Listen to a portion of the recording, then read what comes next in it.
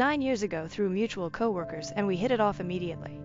I fell absolutely head over heels with this woman. She was everything I was looking for. I had gotten out of a toxic, dare I say abusive long-term relationship right before that with a woman Bailey had been acquainted with, but not friends with. I had her blocked on everything and had no contact with her since breaking up.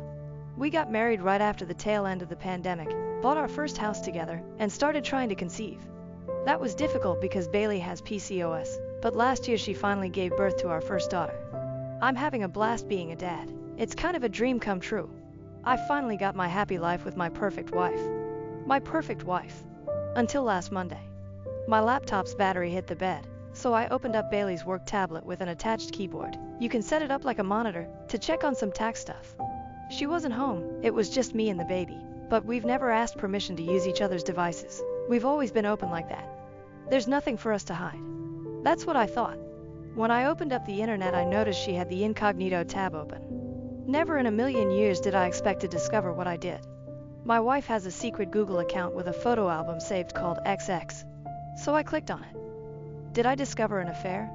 Nudes? Nope. In this Google album were over 300 photos, 348 actually, of my ex. The woman I was with right before I met Bailey. The woman who tormented me and made me feel worthless. The album said it was started back right around the time Bailey and I started dating, and was updated as recently as 2 weeks ago. The photos range from candid shots with family, to pictures at her work functions. There were even pictures from her yearbook. I don't know how Bailey could have found her high school yearbook photos. Photos from vacations, Idaho photos from work. Pictures of her in crowds, screenshots of videos and screen recordings of videos.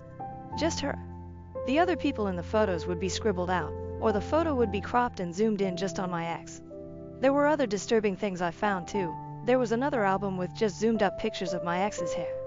Come to think of it, Bailey had recently started wearing her hair different and my ex had a very identifiable hair type. There was another album with screenshots of comments on social media. Of course I can't find them because I have her blocked. Like, Facebook groups she's in and public posts. And my ex is very low-key on social media. I can't imagine the lengths Bailey went to find them. My ex literally lives in another country now. There were also different links to the exact outfits she was wearing, like very specific blouses and trousers you'd have to really go looking for to find. A specific water bottle I remembered purchasing, and identical hiking boots and sandals. So basically, my partner of almost a decade has been a single white female. My girlfriend has secretly stalked her to the point of buying her exact clothes and changing her hair, and now I'm starting to realize Bailey's new interests over the years were just my ex's. Bailey has turned herself into my ex. Everything feels like a lie. Our love feels like a lie. The things we share feel like a lie. I threw up and had a panic attack. I looked at our daughter and felt betrayed. I haven't confronted her yet. I don't know if I want to. I want to run away with our daughter. I want to print out all her pictures, leave them on the table, and disappear. I don't know what to do, I just want to throw up. Relevant comments. Shmai. Holy cow. That definitely is alarming. The best thing to do is address it now to see what'll change if she no longer has someone to replicate. The toxic side of me would slowly start mentioning things like, you know, you really do remind me of someone, and nonchalantly bite into an apple and walk away. OP, I feel like what's worse is that she's subtly made these changes over time under my nose. So my ex has a specific career and Bailey didn't express interest in switching careers to the exact same thing until after I had mentioned what my ex did. Didn't notice at the time, but I remember telling her ex went to school for that. The hair was more recent, the outfits and objects, slowly over time. The interests, I'm not sure how much she's stolen personality-wise from my ex and what she actually likes. It's all incredibly exhausting and confusing. Miss_chapstick. I'm so sorry. This sounds like something out of creepypasta. OP, I'm actually surprised with the amount of support I've gotten here in the last hour, haha. Believe it or not, there are no other red flags in our marriage. Now I don't know what else I've missed. OP added. While I talked about my ex, most of the things I told my wife about were negative and painted her in not such a good light. My wife knows these things and knows they were traumatic. Of course, I've mentioned things like what she does for a living and things she used to do. I think everything else she found she got through intense cyberstalking through my ex's friends and family. The yearbook photos, I have no idea. Edit, removed specific info so I don't accidentally dox myself. Update. I'm pretty sure I accidentally got my original post removed just now because I tried to update it with a link to my update. Oops, Anyway, I'm the guy who found the Google Drive full of pictures of my ex. So, I was not expecting my original post to go viral on YouTube and TikTok and have so many responses. Yikes! I am overwhelmed by the support. I am humbled by the number of people who have been through this experience, on both sides. I have an update, but it's probably not as exciting and as juicy as you want. It's not bad though. First, let me clear things up. If people think this post is fake because it doesn't make sense, or are trying to conceive timeline is short, or the way I worded things makes it look like a teenager or woman wrote it, continue to think that because it means I've successfully been vague enough and worded things to not accidentally dox myself. Believe this is a creative writing exercise, so I don't embarrass myself. For real. No, I didn't actually throw up. I was in the middle of a panic attack. Private browsing. Tabs were open to the websites with clothing and objects. Another tab was signed into Google Photos. When I exited the Google Photo tab to look at the websites with clothing and came back, it was already signed out and I couldn't get back in. A lot of the clothing I recognized wasn't because I remembered my ex wearing them. There were more recent pictures of her in the file wearing them, and I remember the day Bailey bought the water bottle that also happened to be in the folder. The hair. Bailey and my ex are the same race and my ex wore braids in a particular way. Not so particular that it's exclusive to my ex, because Bailey has also worn different braids, but seeing pictures of her made me put two and two together. Is there any way Bailey could have gotten with me in an attempt to get to my ex?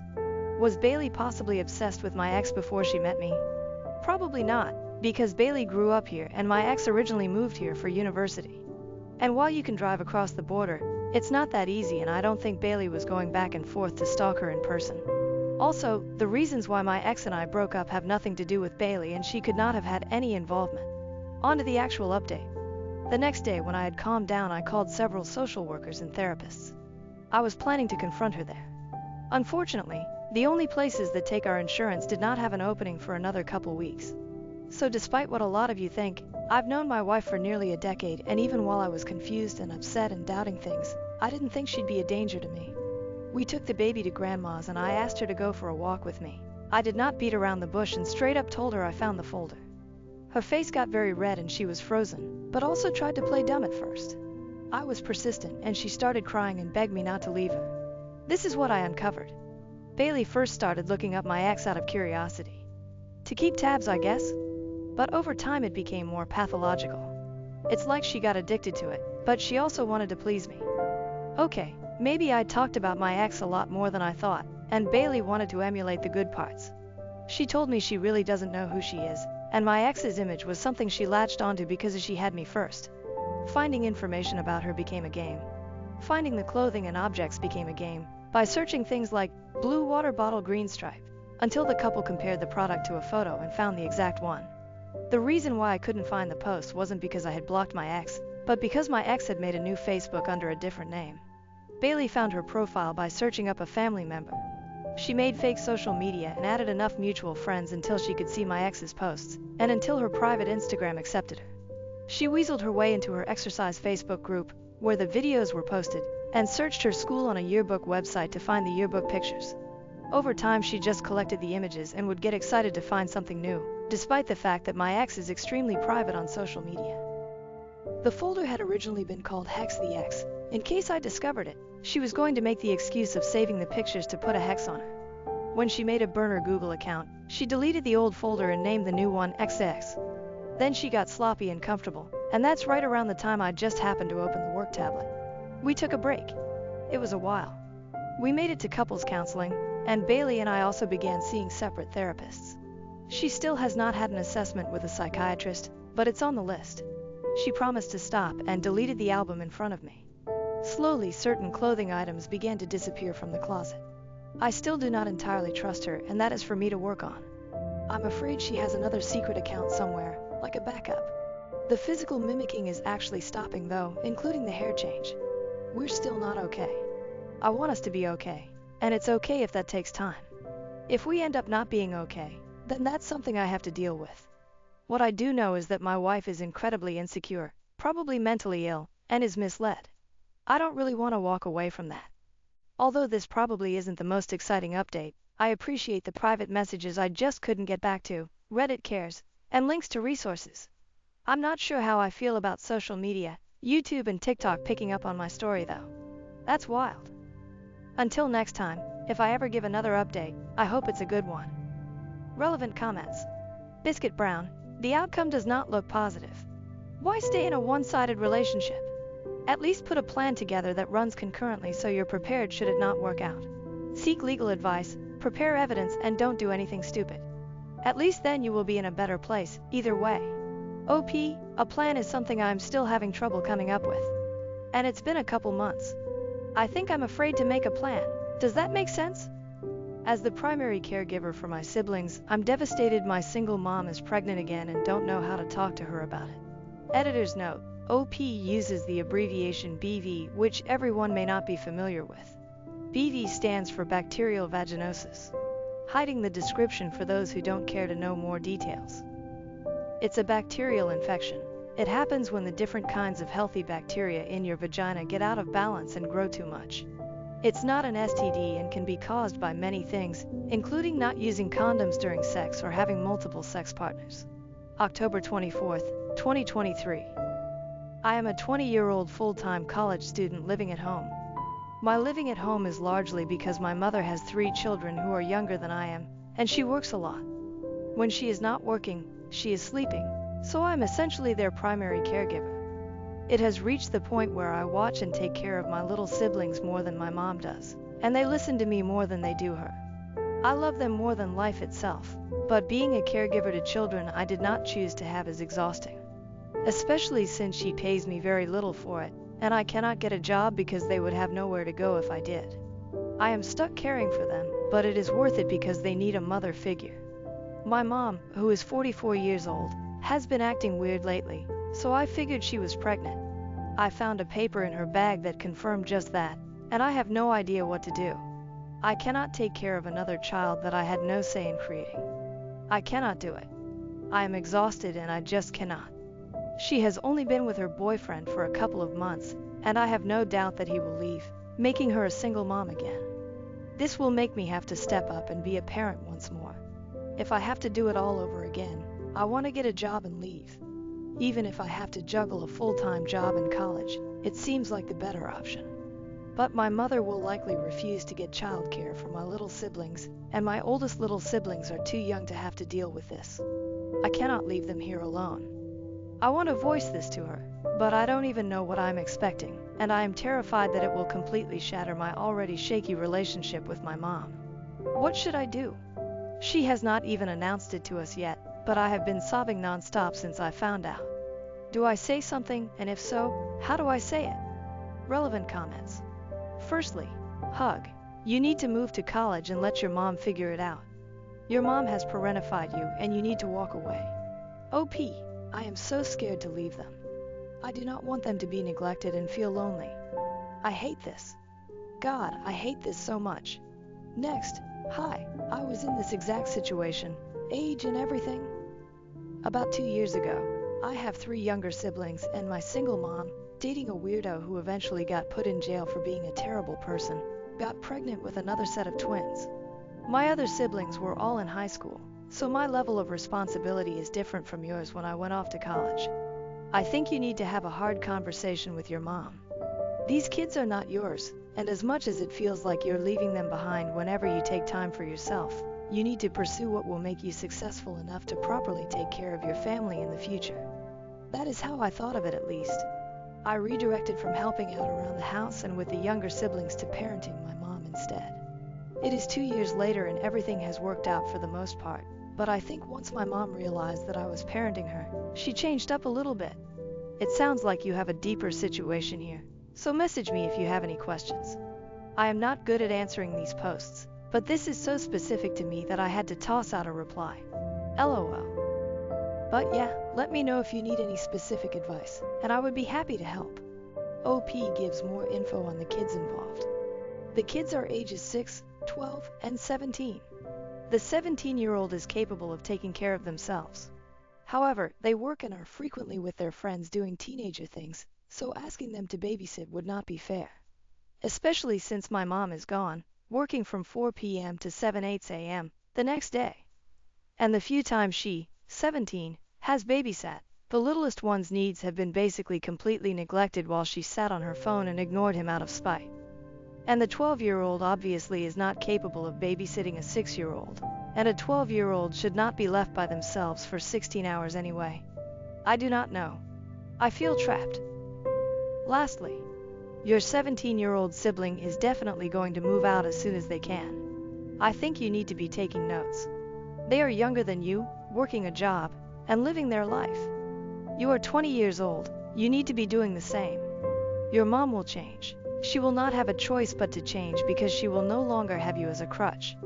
I was the live-in babysitter who missed out on jobs and other things until I took initiative and applied for jobs, caught the bus to work until I saved enough to get a car, then eventually got an apartment and have not looked back. I talked to my mom and my siblings. She figured it all out on her own because she realized I was not going to make excuses for her and continue to parent my siblings, as much as I love them. When I first left, our communication waned and was up and down. Now we talk at least once a week. This was 10 years ago, and now I'm a mom and wife myself. My kids will not be going through any of that. It is not their responsibility. OP also reveals she has an older brother. I have an older brother. He is 25, but he is not very active in our lives either, so it does not seem important to mention him. Even when he lived at home, he was not handed any responsibilities with the little ones. I was 14 years old doing everything. Watching a newborn baby, cleaning the house, making dinner for my other little siblings, trying to get them off to school, etc., while he sat in his bedroom, bringing girls over and smoking illegal substances. I have told him about what is going on before, but because he was in his own little world when he lived here, he refuses to see it. As a kid and teenager, he got our mom when she was at her best, a little strict but supportive in there, and a great mom. I got that version of my mom for a while too until I was old enough to resume those responsibilities. He even thinks that my mom was too easy on me when I was a teen, but yeah? She was not active at all, and I was too busy being a stand-in parent to get parented. Him has helped for this though. I have asked if I could move in with him and pay my fair share until I got on my feet if it came to it. He said no because, first, he has 3 kids and is going through a breakup, and second, he thinks it would be awkward to have his little sister around when he brings women over. So that is a dead end. My support system just really sucks. I mean it when I say I have nobody. Update, July 6, 2024. Trigger warning, sensitive content about mental health and whatnot. Hi everyone, it's been a long time coming. I've had so many people requesting some kind of update and I held off for a long time because my previous post garnered so much hate and attention. It was overwhelming and distressing, but so many of you were also so helpful, so I want to thank you for that. I want to preface by saying that this update isn't exactly what you guys were hoping for, but it works and I'm okay. Now, on to the update. So for a while there I gave my mom absolute radio silence. I was disgusted by her truthfully, and didn't want to see her or look at her. I had so much anger and resentment and I still do. So I said or did nothing and gave her the cold shoulder. And then she announced it on Halloween, like it was some joyous thing. Great, thanks Mom. Another kid for me to raise. To her announcement, all of my younger siblings were very clearly upset, as was I. I cannot pretend to be happy anymore, so I wasn't. And she cried for hours and we all went on as if the announcement was never made. My little siblings convinced themselves it was a joke. Not the most mature thing to do, but I am beginning to realize that I am parentified, so it comes as no shock that then I was scared to hurt my mom's feelings. I continued to give her the cold shoulder and began picking up babysitting gigs for other people to make some money. If this was going to be a thing, I'd need the money to get out. She continued playing pretend with her boyfriend while acting as if her pregnancy wasn't a thing to her kids' faces. This was the norm for a while until she came to me one day crying, saying that she didn't know what to do. I told her how I felt, that I've raised my little siblings for the last several years of my life. I sacrificed my teenage years to step up and be a parental figure to kids that I never birthed. And that I wouldn't do it again. That she would have absolutely no help from me with this baby because I am not giving up any more of my life for her kids. I have spent every year since I turned 20 grieving the life that I never got to have. Hating my mother for making me feel like I couldn't go off to college. And I wouldn't ruin my 20s for her either. She could do what she wanted, her body, her choice, but I would not be involved in that child's life. She scheduled an appointment to terminate the pregnancy the same day. which was a relief and an insult simultaneously. How dare you be excited only when you thought I'd raise your kid for you? Anyway, moving on. I am not a heartless monster, and I know that terminating a pregnancy isn't an easy choice. So I went with her and held her hand, even cried with her. And a few weeks later I fell into the worst place mentally ever. I was incredibly angry at her and honestly blamed myself for my mom's choice. I started to feel suicidal and depressed, and I made the choice to begin therapy. It's not easy at all, but it's a start. Once my mom learned that being a stand-in parent was causing these suicidal thoughts, she arranged childcare so I could actually get a job and feel like I was doing something with my life. Things were going great until a couple of months ago when my mom started dating a new guy. I asked her if they were having sex, which she said yes, they were. I also asked her if she was using protection to avoid the situation we were in several months prior. She swore on my life that she was. I wouldn't be so stupid, she told me. Well, she got her period early and told me that she had BD again, all of which began to show me that the second thing wasn't true. And I accidentally saw a text on her phone confirming that she lied about my life and they weren't using protection. So I blew up. We argued and she made it seem like the fact that I looked at a notification was so much worse than the fact that she lied about her daughter's life. I went into a really bad place mentally after that. I felt like my life meant nothing to her.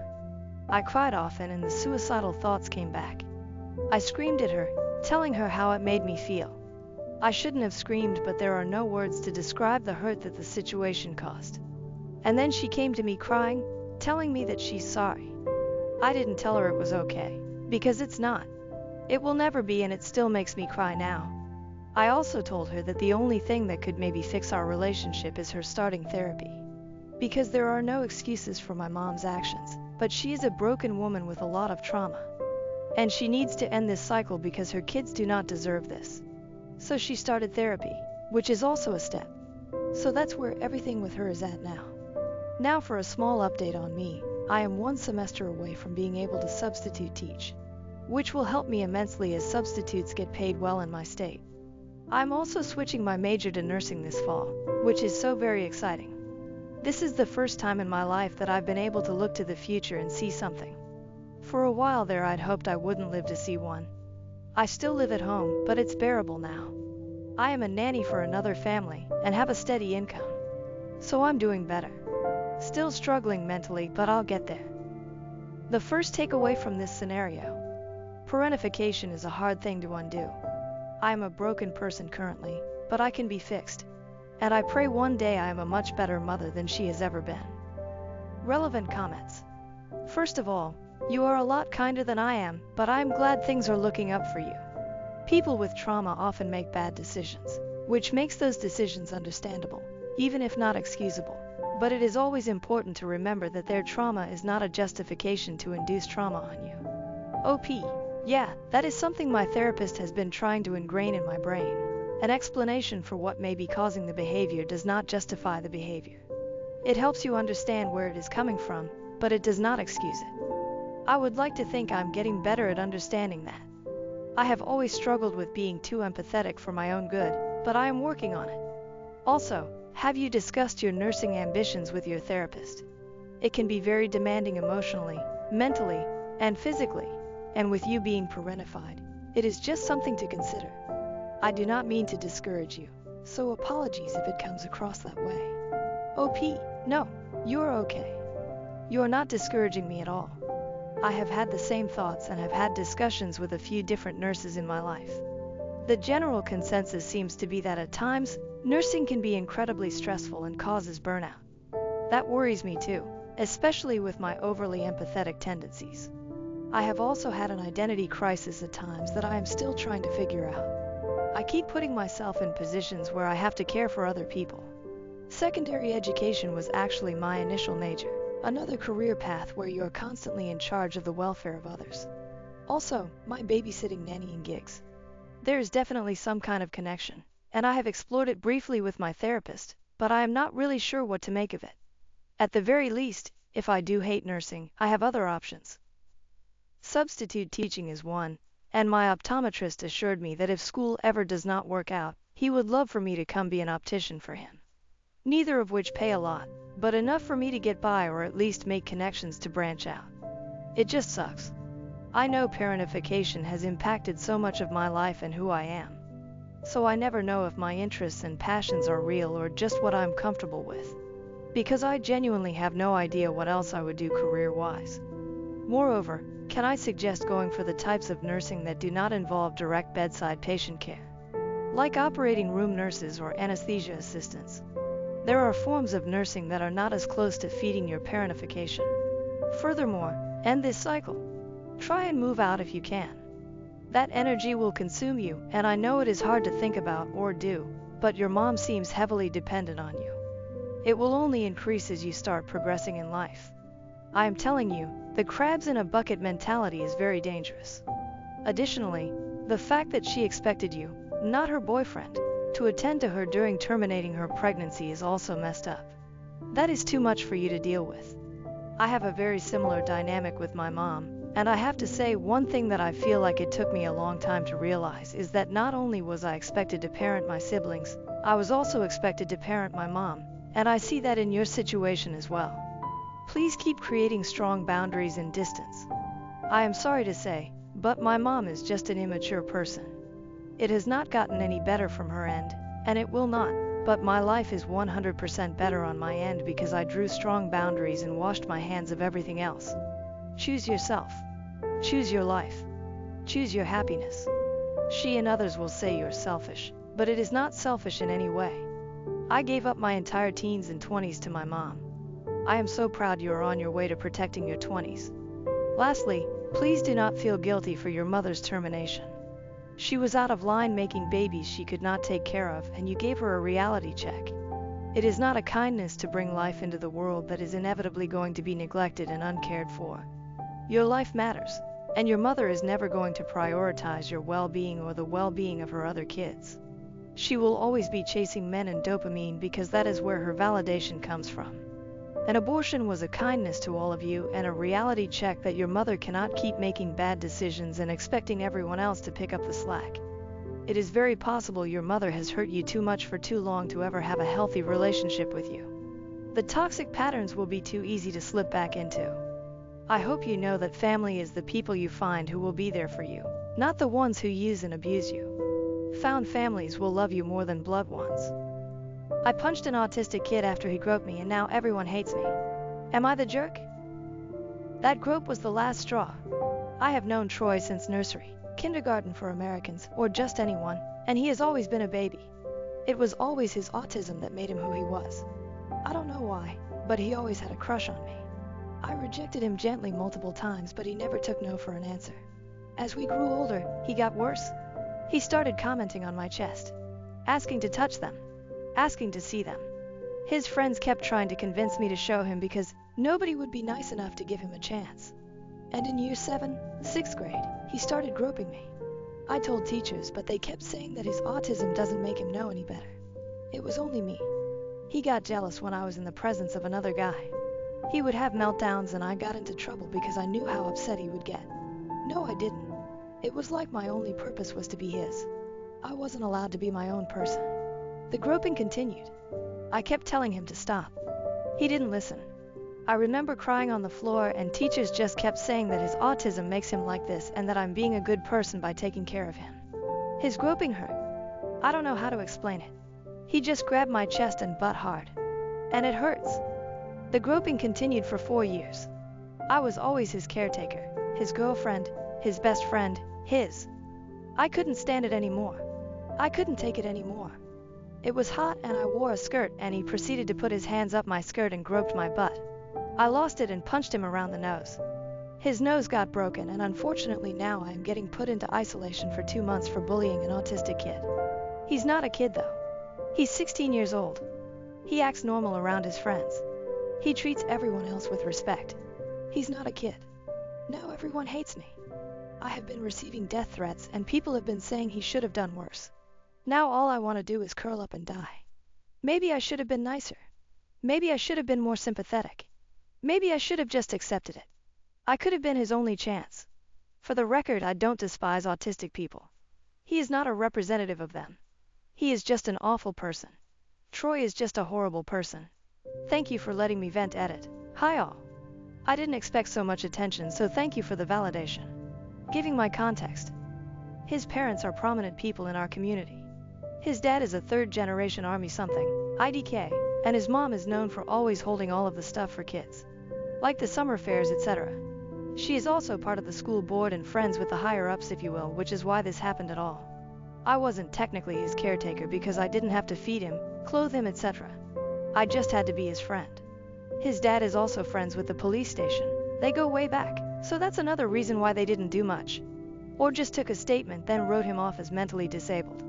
And the police here just suck ass here. Police officers have essayed many women before here. They just get let off, unfortunately. Onto a semi-update. Firstly, my parents will look into lawyers. We just couldn't afford one, and I was always too scared to get one. I guess it was because I have been so neglected that I just thought nobody would believe me. However, my other relatives said that they would chip in and pay for a good lawyer. Meanwhile, my parents took me out of the school and I will stay at my grandma's for a while to recover. My auntie is also going to pay for my therapy, so I will enjoy that much-needed therapy.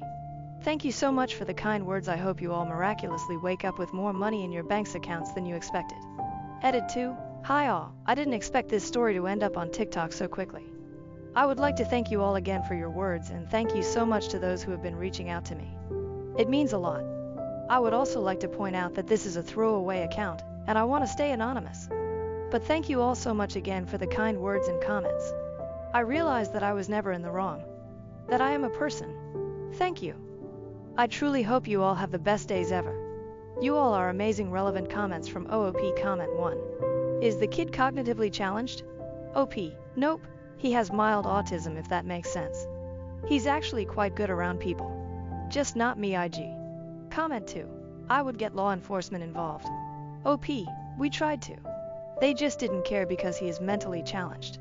My parents genuinely tried to do something, but when everyone defends him, they believe the majority. I mean, when I usually say this story, people automatically think I hate autistic people. I don't. Because autistic people don't do this. Horrible people do. Autism isn't the label for assault. The label is sexual assaulter. Update. Firstly, I would like to thank you all so much for your kind words and messages. Thank you for your support and validation. Your words meant so much to me. Also, I thought I would explain the whole "I hope you all miraculously wake up with more money in your bank account" comment. I heard someone in TikTok say this and thought it would be a nice thing to say, as some people did question it in my messages. But yeah, thank you all again. Before this update starts, I would like to say that this all occurred like 2 weeks ago now. I just reached my breaking point and needed to vent. Hence why the update may be soon to some. This won't be the final update, but an update. I would also like to clear the air with my parents. Now, unfortunately, my parents come from a country where this stuff is normal. Not only that, but I am partially to blame as I didn't say anything. Eventually I did tell them and they tried their best to help me. But they didn't know how.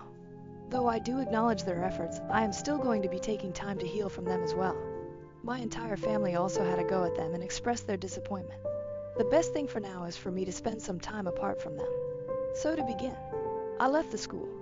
After my parents had heard that I got into trouble seriously because of Troy again, they basically thought it was time to pull me out. I am due to start my new school in 2 weeks. I have also been trying to settle at my grandma's house as I just needed a fresh start with fresh people. To be honest, I have never felt so free. I have had to deal with that torment for years and years. So now I can enjoy the pleasure of walking home and not seeing him or bumping into him. So I feel great. On to the serious stuff. As I had mentioned, my family basically decided to pay for a lawyer, and we are now hoping to have a lawsuit against basically everyone involved.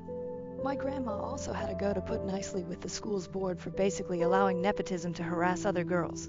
She called all of the teachers a disgrace for endangering not only me but other people, and saying how none of the teachers who allowed this deserved to even step foot into a school. This experience has also not been all sunshines and daisies. After the suit was claimed or made, IDK, my parents got letters and messages basically asking for the case to be dropped. My parents obviously said no. But it still didn't stop the harassment. I eventually got harassed too. All of the people giving me death threats decided to go into graphic detail on what Troy wanted to do to me. Spoiler, it wasn't great. And Troy's parents showed up on my doorstep demanding to see me and talk to me, and how Troy is ready to apologize. Thankfully by then my uncle and I had been on the way to my grandma's house. However, my parents obviously didn't let them in regardless and said that if they wanted to communicate, it had to be through a lawyer. The harassment didn't stop. And eventually Troy sent me a message on a burner account detailing all of the things he was going to do if got the opportunity to, and that I should be grateful that I managed to walk away with just a groping. Troy also kept spewing on about how I'm nothing but a whore or slut, etc. And I should be grateful that someone so popular even looked my way. He kept saying how if I'd just let him fuck me, he wouldn't have groped me. However, I know if I did that I would no longer be myself. I would be his property forever. The thought of that makes me want to vomit. Also, his logic doesn't make sense to me. Anyway, I just got receipts and blocked him. I also asked my parents to help me change my number. And I did. My grandma, being the person she is, decided that wasn't good enough and got me a whole new phone. She claims it's compensation for my trauma. Thanks, Grandma. I am starting therapy the day after tomorrow, and I am hoping to start family therapy in August as, truthfully, I don't know if I'm mad at my parents or should be mad. Like, is it my fault for not saying anything? But that's all the update I can give you for now. The lawsuit will be a whole other process, and hopefully if I remember I can update you all again. Thank you so much for your words. I truly appreciate all of you. I hope this update is clear enough for you, and apologies if you made it this far. Am I the A forcing my husband to choose between divorce and being a house husband while I work full-time to support the family? Original post June 18, 2024. Long story short, my husband, who is 37 years old, used to work to support the family while I, at 36 years old, stayed home to take care of our 2-year-old daughter. Last month he lost his job and told me he felt exhausted and was not eager to do anything. I said okay and offered to work so he could look after our daughter at home and get some rest until he felt better. By the way, our daughter goes to daycare, so it is mainly some housework and picking her up. However, he said no, he needs his time to be completely free. I got furious because this means either I work while also taking care of our daughter, or our family will face significant financial pressure. Despite my anger, I stepped back and had a hell of a month doing everything while he hung out with his friends and played PS5. Finally, I could not take it anymore and told him he had to choose between being a house husband or divorce. He chose the first option, but it felt forced. I keep questioning myself, was I too harsh? Any good advice would be appreciated. Update: I never thought this would draw so much attention. I am trying to read as many comments as I can, and I really appreciate your opinions, especially those pointing out things I should have told him and did not. I have decided to show him the post after work and see if we can have a real talk based on that. Again, thank you all. Too long, didn't read. I told my husband to choose between divorce and being a house husband. Am I the A? Relevant comments. Firstly, you are not the asshole for giving him the month off. That was super generous. OP, he was the one who supported the family before, so I thought I would give him time to recover. I was wrong. Secondly, you are not the asshole, but once you have a job and health insurance, insist that he gets therapy. It might be burnout or depression, but he needs to seek help, and you cannot enable him to sink into it. OP, thank you, I did not think of that, but he seemed really happy playing with his friends. Is that normal? Lastly, yes, when I get depressed, I can still read, but I don't really want to do anything else. Video games, binge watching shows, reading and food can all give us a dopamine hit that may make us feel normal. It is important to call out the behavior and make sure he is attempting to get better. Part of it might be the ego hit from losing his job. The important thing is to not let it go untreated or unremarked for too long. Tell him adulting sucks, but we all have to do it. June 22nd, 2024. I decided to make a new post so it won't be too long to read. So I got off work, picked up my daughter, and showed my husband the post after she fell asleep.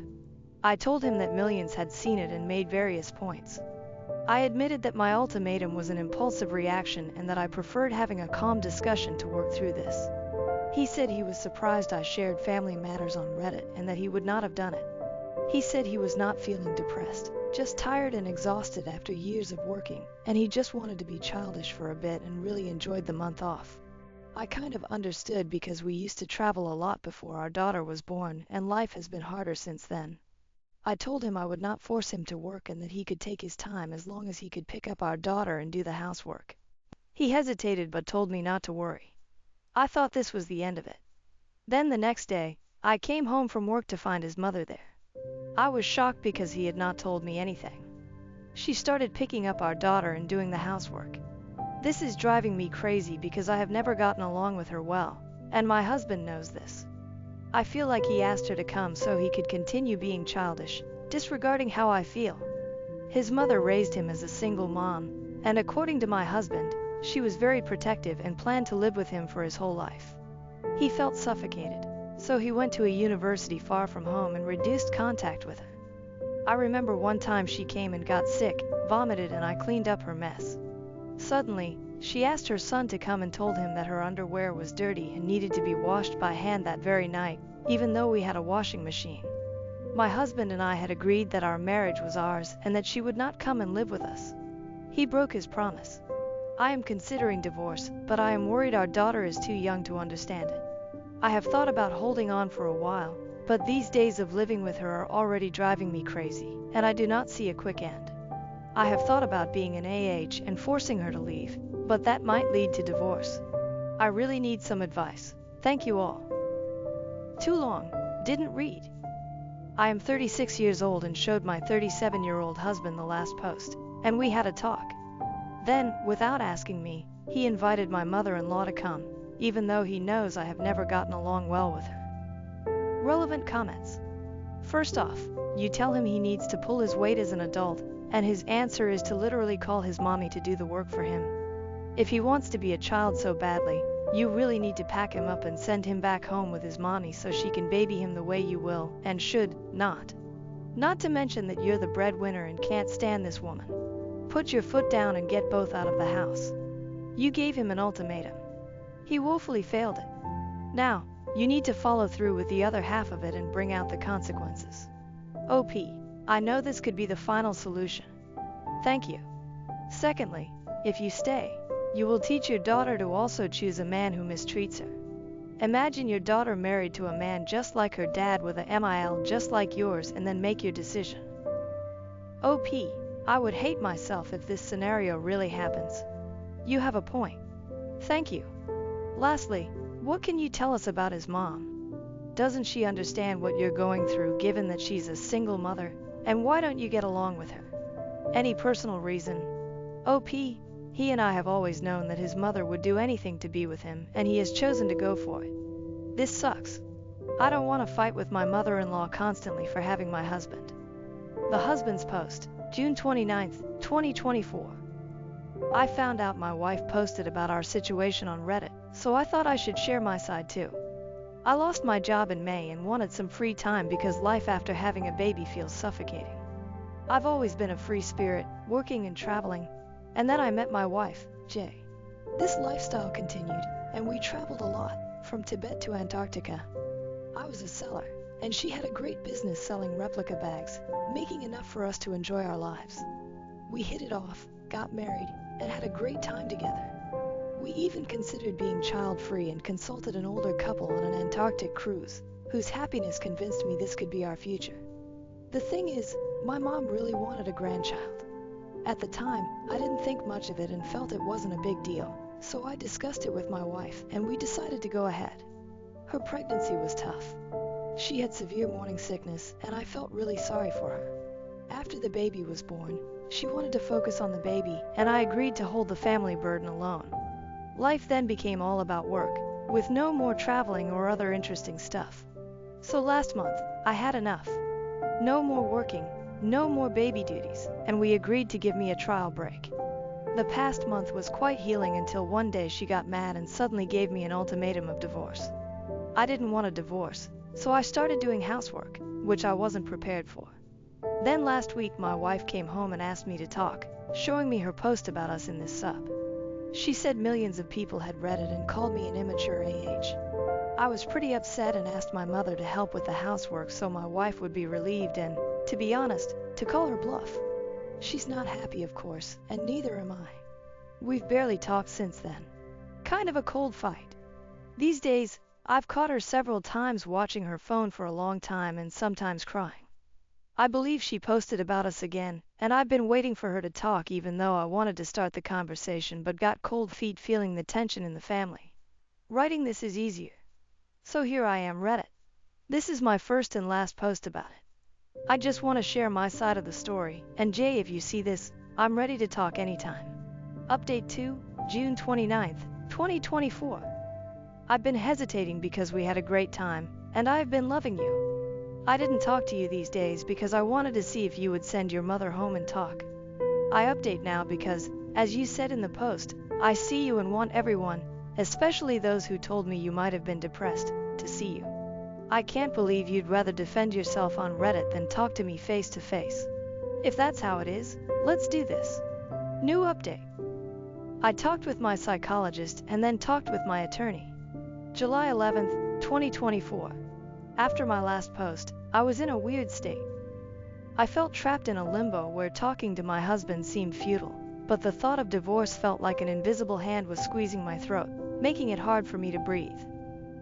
I decided to make an appointment with my psychologist, who has known my childhood and understands my background, including my adoption and family dynamics. Yes, I am adopted. Although my adoptive parents treated me very well, I generally don't like to talk about it. Before I had my child, I specifically consulted the psychologist because I was afraid that my unresolved issues might unconsciously affect my daughter. So during our conversation, she pointed out that the child in me desperately longs for my biological parents, while the love from my adoptive parents makes me reject this idea. As a result, I am obsessed with maintaining the ideal biological family that I never had.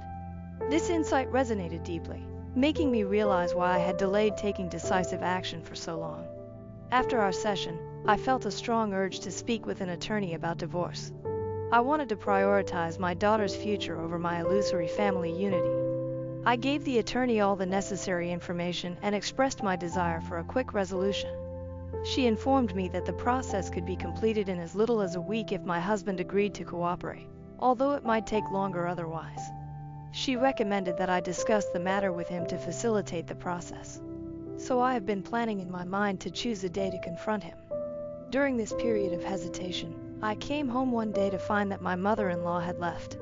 My husband had prepared dinner and apologized for his behavior.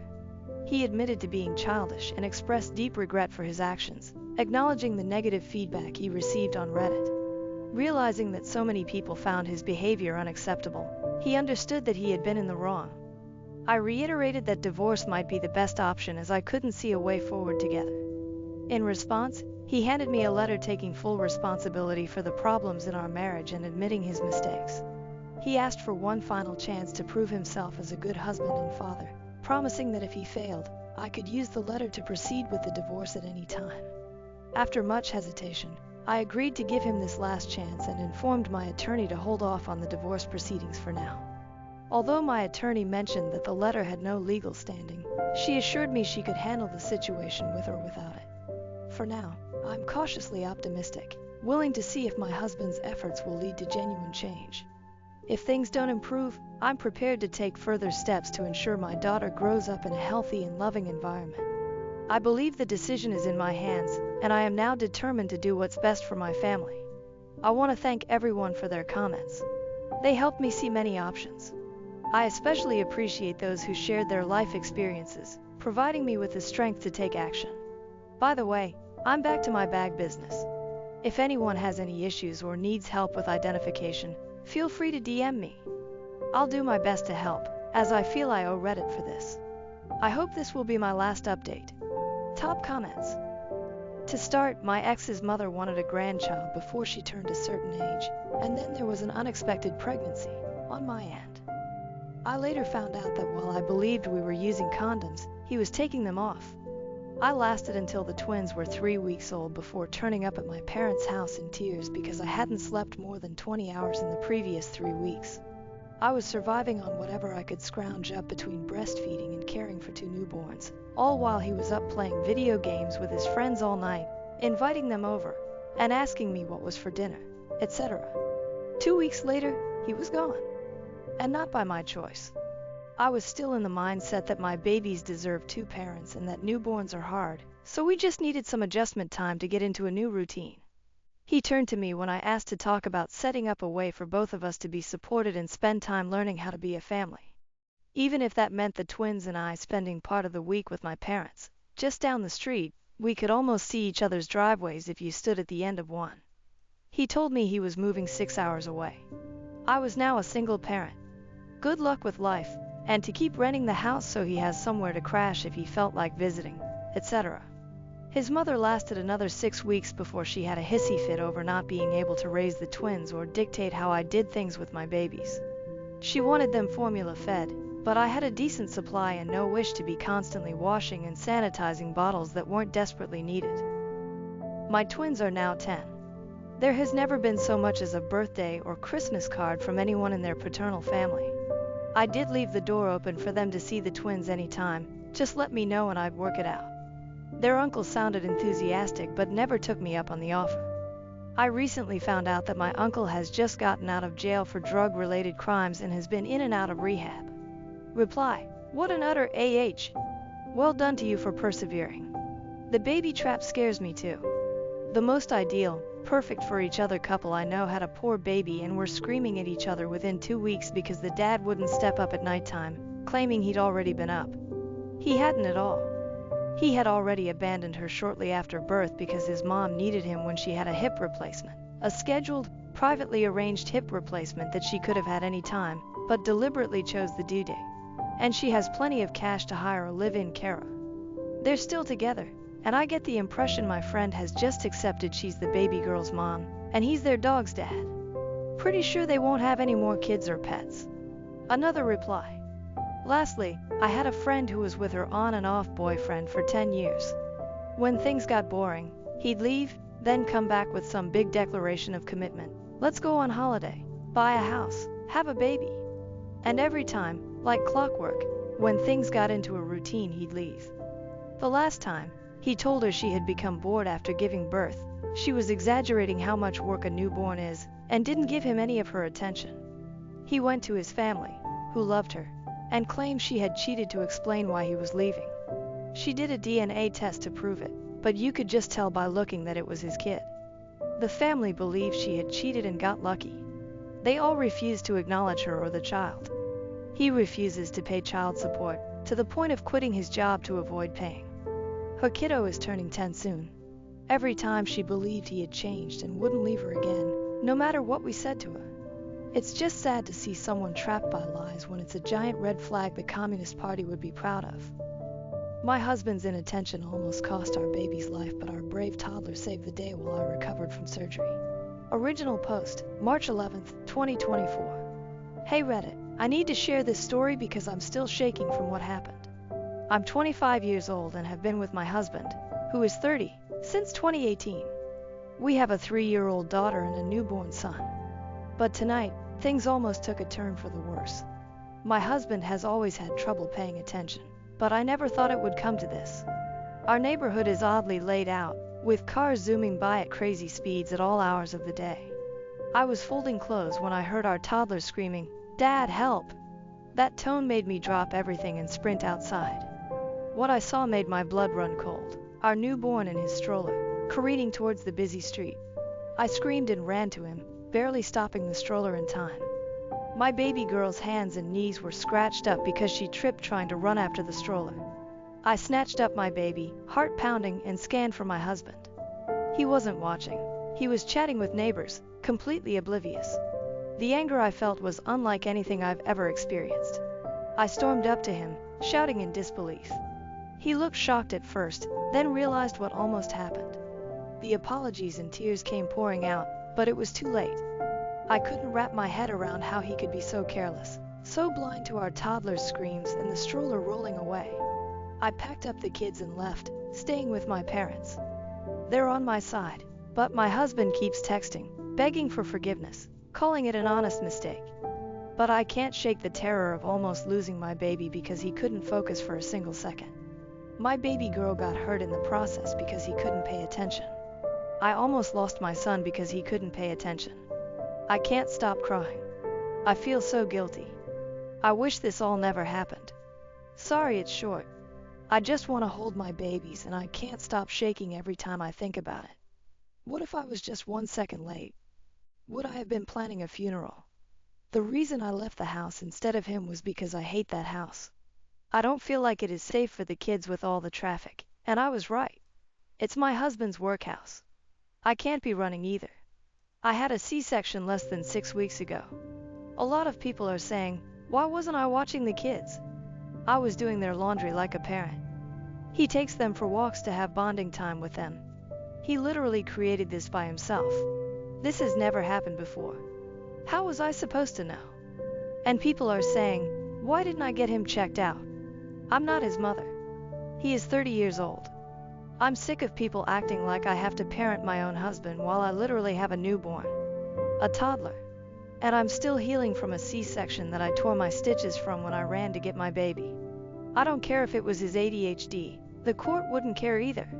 If he had killed my child, he would have gone to prison either way. Relevant comments and additional info from OP1 commenter expressed confusion about the situation, questioning why the baby was in a stroller unattended and how the stroller ended up in the road. They pointed out that most parents have experienced near-death situations with their children due to naivety and overestimating a child's awareness.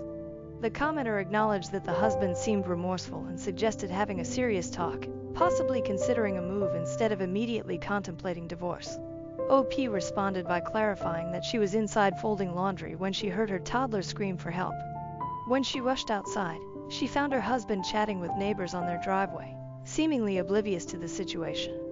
OP believes her husband must have left the baby in the stroller unattended near the road, leading to the near-tragic incident. She mentioned that a neighbor offered security footage, which might shed more light on what happened.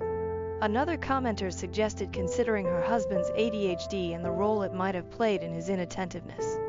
They emphasized the importance of understanding ADHD and its impact on behavior and life expectancy. They advised OP to communicate her needs clearly to her husband and seek solutions like medication or lifestyle changes to manage his ADHD better. OP agreed, explaining that she was waiting for the security footage to understand the situation fully. She described her house layout and how she could hear her toddler from the open window in the lounge. When she ran outside, a neighbor's wife was already running toward the stroller, and another neighbor was helping her daughter. OP's husband was just standing there, seemingly in shock. A third commenter expressed horror at the situation and concern for OP's well-being, given that she had just had a baby via C-section. They questioned what her husband was doing and suggested that watching small children near a busy street should be treated with the same vigilance as watching them swim. OP replied that she tore her stitches from the C-section and had to go to the ER. While there, she made sure her daughter got her knees and hands bandaged. OP didn't realize she was bleeding until her mom pointed it out in the car. Her mom took the baby boy back to their house, and her dad took OP and her daughter to the hospital. One commenter was confused about the situation, questioning why the baby was in a stroller unattended and how the stroller ended up in the road. They acknowledged that the husband seemed remorseful and suggested having a serious talk, possibly considering a move, instead of immediately contemplating divorce. OP responded by clarifying that she was inside folding laundry when she heard her toddler scream for help. When she rushed outside, she found her husband chatting with neighbors on their driveway, seemingly oblivious to the situation. OP believes her husband must have left the baby in the stroller unattended near the road, leading to the near-tragic incident. She mentioned that a neighbor offered security footage, which might shed more light on what happened. Another commenter suggested considering her husband's ADHD and the role it might have played in his inattentiveness. They emphasized the importance of understanding ADHD and its impact on behavior and life expectancy. They advised OP to communicate her needs clearly to her husband and seek solutions like medication or lifestyle changes to manage his ADHD better. OP agreed, explaining that she was waiting for the security footage to understand the situation fully. She described her house layout and how she could hear her toddler from the open window in the lounge. When she ran outside, a neighbor's wife was already running toward the stroller, and another neighbor was helping her daughter. OP's husband was just standing there, seemingly in shock. A third commenter expressed horror at the situation and concern for OP's well-being, given that she had just had a baby via C-section. They questioned what her husband was doing and suggested that watching small children near a busy street should be treated with the same vigilance as watching them swim. OP replied that she tore her stitches from the C-section and had to go to the ER. While there, she made sure her daughter got her knees and hands bandaged. OP didn't realize she was bleeding until her mom pointed it out in the car. Her mom took the baby boy back to their house, and her dad took OP and her daughter to the hospital. OP updated 11 hours later. Update. The neighbor's wife sent me the footage, and I really can't just wrap my head around it. So my husband was walking with the stroller and my toddler was in front of them when they passed the neighbor's house. My neighbor was outside, washing his car, and my toddler saw his pet cat and stopped to pet it. So my husband stopped. Left my baby on the road. He didn't even bother locking the wheels and walked all the way up the driveway, not even bothering looking back at the baby. He had his back faced to him for about 5 minutes before the stroller just suddenly started moving. I think it's because the road is on a hill kinda, or it could have been the wind. My toddler never went near the stroller. It couldn't be her. The stroller went down the road and my toddler. That's when she started screaming and running for it when she saw it. The neighbors started running after my daughter when she tripped. He tried to pick her up. That's when the neighbor's wife's car comes into frame and she stops and starts running back to the way the stroller is coming. After that, you can't really see anything because it's all out of frame, but you can hear all the commotion. My husband just stood there the whole time, hand on his head with a blank stare on his face. He didn't even do anything when our toddler was crying from hurting herself. He only started crying when I confronted him. What should I do? I genuinely do not know what to do. I'm panicking. This was never the life I wanted for my kids. I don't understand why he was standing there. I have not even gotten a text or a call from him since I got sent the video. It's just been silent. I just can't get the sound of my daughter's screams. That's the sound that no mother wants to hear. I can't explain at the moment, but it felt like my blood went cold. And I just felt pure fear. I never want to watch the footage again. New update. Went back to my husband after he almost killed our newborn. 19 days later, March 30th, 2024. 19 days later. Hey everyone, I posted here a while back about my husband nearly killing our newborn son. I wanted to give a quick update on the situation. After reading through the comments, I decided to go back to my husband. Many of you pointed out that if I left him, we'd end up with 50-50 its custody of our kids, which I couldn't bear. So I made the difficult choice to stay, even though my love for him has faded.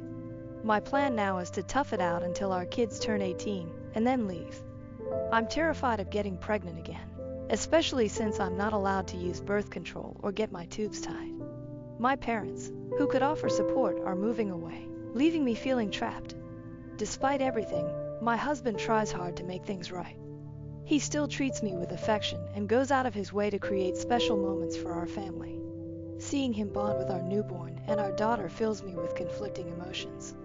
I know I can't stand being with him, but I can't bear to separate him from our kids either. He was so happy when we came back home, but I can't stand even looking at him.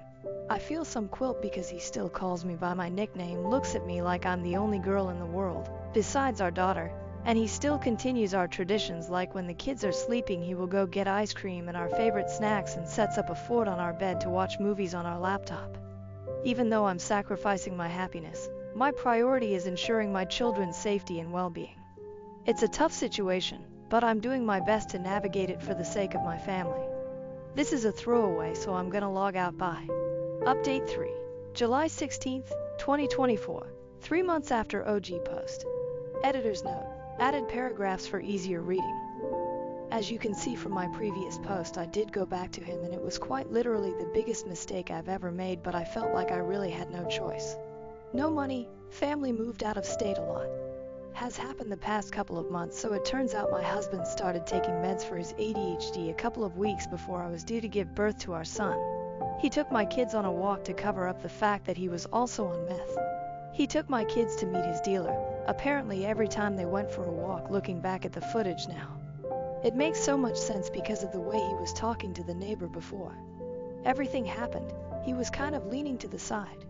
I talked to my neighbor, and I asked him if he knew that my husband was on drugs. He said he didn't, but he noticed that my husband looked a bit off recently. His wife works at a rehab clinic after a fight where I had to flee with the kids to the neighbor's house. She pointed out that the way he was acting was the way that people acted with drug withdrawal. My neighbor and his wife ended up helping me book a flight to my parents. I'm currently with them right now, and I have spoken to a lawyer that my parents are going to help me pay for. I thank all the people from my original post that told me to keep the footage because it is going to come in handy. My husband keeps sending me videos of him shooting up and doing other substances. He keeps saying that they are going to fix him. He sent me a video of him standing in our kids' room, and he was just screaming at me, saying that it helped him cope with his ADHD. He took a knife and stabbed both of our kids' mattresses. I am not going back. He even cut up the side of my bed. There's a comment from my previous post that has been sitting in the back of my mind and has been bugging me, I think. You know which one it was by their comment. Saying I don't care if it was his ADHD isn't going to fix anything and will probably only make things worse. Talking and thinking about it like he intentionally tried to kill your child isn't helpful either. With ADHD, you sometimes do not register things at all. The life expectancy for those with ADHD is actually significantly lower because many end up, often accidentally, killing themselves. It is not the same thing as carelessness, but learning about ADHD more deeply can help you both be safer. Understanding how my ADHD works and using different precautions, tailored to how my brain functions, has likely saved my life. You should outline what you want from him. That probably includes getting his ADHD better under control, whether through prescription medication or more homeopathic methods. Finding a different place to live if possible, and ensuring he doesn't take your kids out in the front yard without you. Also, it's puzzling that neither he nor the neighbor noticed, but you heard your child from inside. Were the neighbors just watching the stroller roll towards the street? Was your husband on the other side of the house where he couldn't see the stroller? Were you already walking outside as this unfolded? I'm trying to understand better what was happening and why your husband or the neighbor did not notice, but you did from inside. People with ADHD tend to be incredibly good and quick to act in emergency situations, so this is especially strange. I'm not accusing you of leaving anything out but asking you to consider what your husband and the neighbor were doing that neither noticed. That seems suspicious. This is a horrible situation. I lost a pet due to the inattentiveness of ADHD, but I can't imagine losing or even nearly losing a child. What the F, it baffles me that you can even compare losing an animal to losing a child. You made people with ADHD sound completely unreliable for themselves and as if they can't do anything. You made them sound very helpless, and said that the life expectancy thing was completely uncalled for as well. I bet many people with ADHD reading that completely disagreed with you, judging from all the comments and YouTube videos I've seen on my post. I don't know if you're projecting because you lost a pet from your inattentiveness of ADHD, but if you were letting things die in your care, you need to get stronger help. And no, I was not going to lay out what I wanted from him. He's the one that started mixing his meds and was high off his mind every time they went out for a walk. I am not an ableist. I was in a very vulnerable state when I first posted my original message. All I was doing was looking for help and advice, but all I got was "Where were you?" And what were you doing? Why weren't you with the kids? Why didn't you get your husband checked out? I was healing from a C-section. Get that through your heads. I genuinely hope that everyone who said something horrible about me in my original post has to get cut open and then, 4 days later, be forced to run down the street. I gave him another chance, like you all said in my original post, and you saw what happened. Stop using ADHD as an excuse. I genuinely believe that if he had killed my child, you would have defended him. And no, I did not know he was on drugs. To all the people who reached out to me, I am forever grateful. All the parents with ADHD who didn't make me feel like it was all my fault and shared their stories with me made me feel seen. I know exactly how it feels. I hope everyone is doing well. To everyone who defended me, I wish I could give you a big hug and send gift baskets. Thank you all from the bottom of my heart, and I am so sorry about that comment that person made. I know you are all not like that. You are genuinely intelligent, judging from all the comments I've read. I cannot thank you enough. And to the one person who sent me that horrible message, I genuinely hope I run into you one day so I can confront you. If you say anything about my daughter or my son one more time, I will track you down. Logging out. Top comments. First comment. I have ADHD, and in my first house I taped all the burners in place so I couldn't turn them on, and in my current one I just turned the gas to the stove off completely. Knowing your limitations is a part of playing the cards you're dealt, and there's a good damn reason I'm not having kids. Why the hell would I put myself in charge of a little suicide machine when a lapse of judgment could cost their literal actual life? Second comment. It's possible to do both. Understanding means understanding that the precautions an ADHD person has to take may look different due to how their brain works. or sometimes prioritizing the essential stuff while letting some small things slide. It never means comprising the safety of your children. Like, I have specific routines to ensure I never leave my purse anywhere. It is so essential that I've basically programmed my brain to get anxious if I'm out of the house and don't feel the weight of the crossbody strap on my shoulder. Which also means, for this to work, I'm limited to only owning crossbody bags. That's the looks a little different. I can't just get a clutch and my whole system collapses. It also means that my water bottles are reused pop bottles because sometimes I leave them places. Which is okay, because I'm not spending any money on them. That's me picking my battles. But there is never a solution of just accepting that I'm going to leave my purse somewhere. It's been years and years since I've slipped up.